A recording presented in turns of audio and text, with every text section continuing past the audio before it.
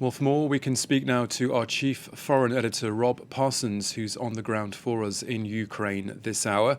Rob, there have been lots of claims and counterclaims about attacks at this nuclear site. Do we have any clearer idea, though, of what's actually been happening in Zaporizhzhia? No, in a word, no. That is part of the problem. There is no clarity at all.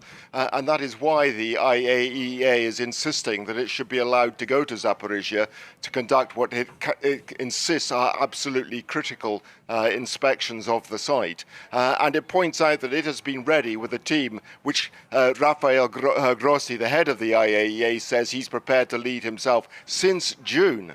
But nothing since then. The Ukrainians and the Russians have both created obstacles, it has to be said. But now, with the international community appearing to get right behind the demands of the IAEA, the pressure on both countries to allow an inspection team to go in is growing greater. This is a highly critical plant. As you pointed out, the biggest nuclear power plant in Europe. It supplies Ukraine with 20% of its electricity. There is a suspicion that the Russians want to cut the power plant off from the rest of Ukraine and reconnect it to the Russian and Crimean grid, but no proof of that at the moment. But there is no question at all but that this is highly critical. Just yesterday, as you pointed out in your introduction, 5 shells landed near the management area of the plant where spent nuclear fuel is stored. If one of those areas was to take a direct hit, the consequences, not just for Zaporizhzhia, but for the entire region and beyond, could be catastrophic. So it is really important. That's why the pressure is building that the IAEA should be able to send a team there and perhaps establish a demilitarized zone around the plant as well, though it's difficult to see that the Russians will agree to that. And meanwhile, Rob, Ukraine's president has been telling his government ministers to actually stop sharing details of their military tactics with the press.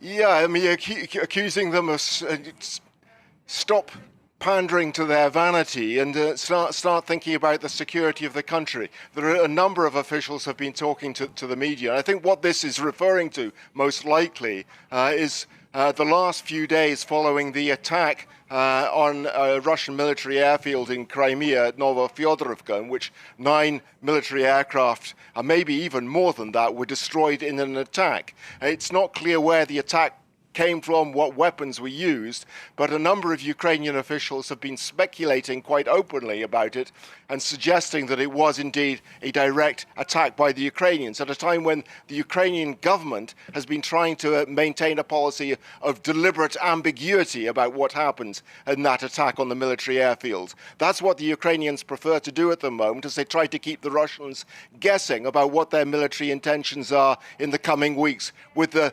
expectation that the Ukrainians are about to launch a counter-offensive against the town of Kherson in southern Ukraine. The Ukrainians very happy, as Zelensky has been suggesting, to maintain that policy of deliberate ambiguity. They don't want officials suggesting to the Russians or giving away secrets to the Russians about what the Ukrainians are actually really doing.